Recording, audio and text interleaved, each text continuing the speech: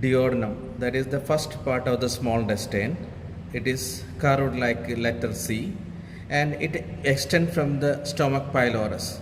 This is the stomach and this is the pyloric part of the stomach. From here it starts and it extends from here and it's curved like this, and it will continues here and it turns forwards. A forward bend is here. There it continues as jejunum. And duodenum, the term first used by Herophilus, the word meaning from a Greek word called duodecadactyls. The word meaning of is width of 12 fingers. And duodenum consists of 4 parts, and it from this is the superior part, and this is the descending part, this is the horizontal part, and this is the ascending part. The first part that starts from the pylorus to superior duodenal flexure. And superior duodenal flexure means the first part turns downwards, and that bend is called the superior duodenal flexure. The first part directed towards right side, and it is slightly upwards and slightly backwards. The first part, the proximal part, is movable and it will receive attachment of lesser omentum, and lower part it will receive attachment of the greater omentum. Rest of the first part is retroperitoneal. Rest of the duodenum also retroperitoneal in nature. So only the proximal part is the movable part. The proximal part doesn't have circular folds. The other areas full circular folds are present. And in X-rays, this part appeared to be duodenal cap. And this first part, the following relations are there. And anteriorly, it is related to the quadrate lobe of liver. This is the quadrate lobe of liver and gallbladder. These two things anteriorly related. And posteriorly, it's by the bile duct. Here you can see the bile duct. The right and left hepatic ducts united to form the common hepatic duct. Common hepatic duct united with the duct of gallbladder, that is the cystic duct, forming the bile duct. The bile duct passes behind the first part of duodenum and forms its posterior relation. The other structure is here. You can see the splenic vein is here. The splenic vein that joins with the superior mesenteric vein, and that forms the portal vein. And portal vein also lies behind the first part of duodenum. From hepatic artery, gastroduodenal artery runs behind the first part of duodenum. So 3 things are related posteriorly: bile duct, then portal vein, and gastroduodenal artery. Then on upper part, it is epiploic foramen.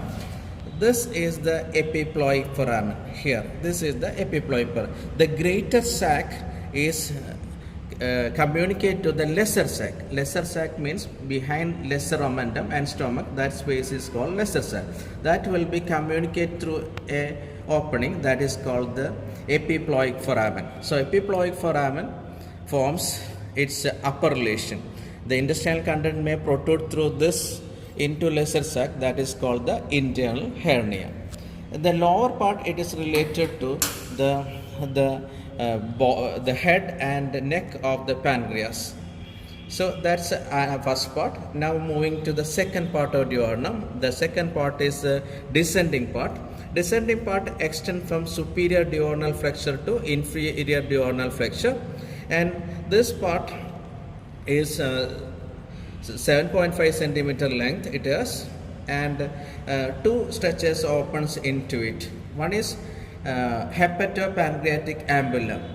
The duct of pancreas, the main pancreatic duct, that comes here, and that joins with the bile duct, forming hepatopancreatic ambulum. That opens into the second part of duodenum, and that opening is called the major duodenal papilla.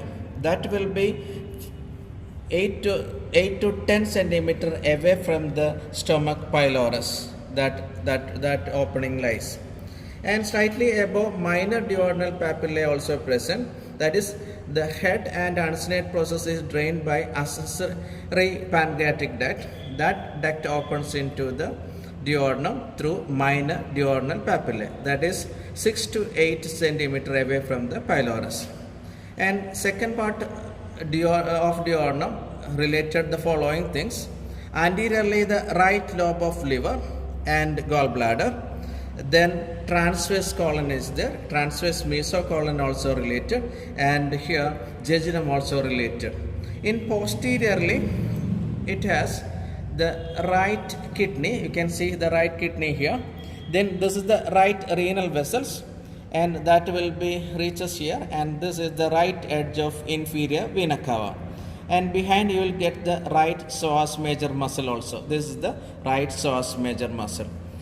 On right side, the ascending colon is here, that already removed, ascending colon, and that bends towards left side, and that bend is called the right colic flexure. That is on right side.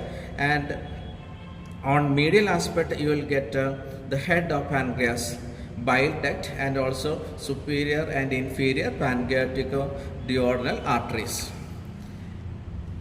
Then coming to the third part, here it is the third part of the duodenum, that is the longest part of the duodenum. It lies at L3 vertebral level.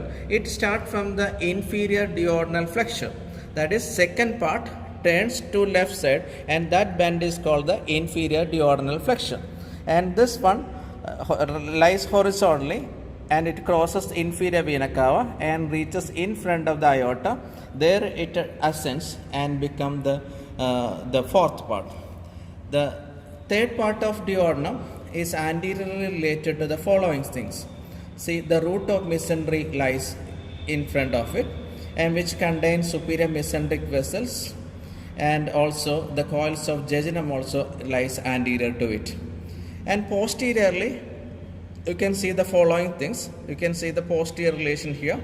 The right psoas major muscle, here it is, the right psoas major muscle, and this is right ureter also related, and this one is the right gonadal blood vessels. See, the right renal vein drains into inferior vena cava, the right gonadal blood vessels also related, and this is inferior vena cava.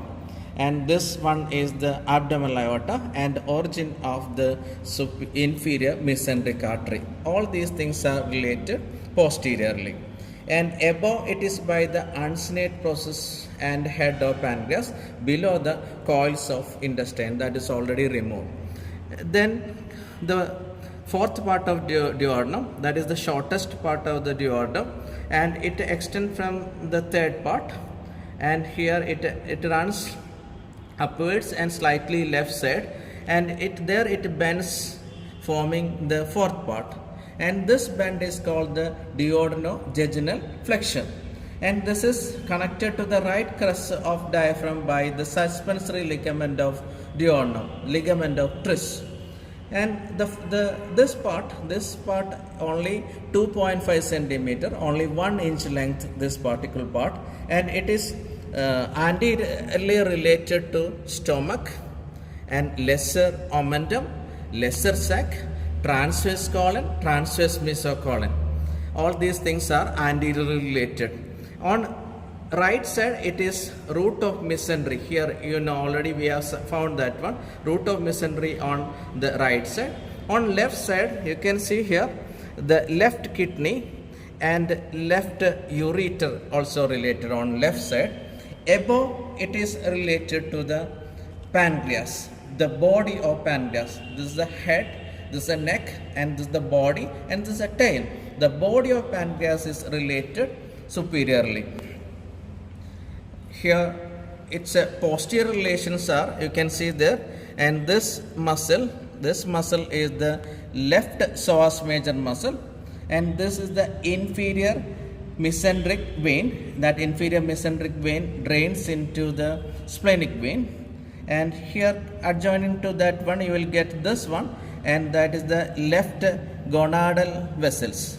The left gonadal vein drains into the left renal vein, and also left sympathetic chain also posteriorly related. So that's all about the parts and relations of the duodenum. Thank you all.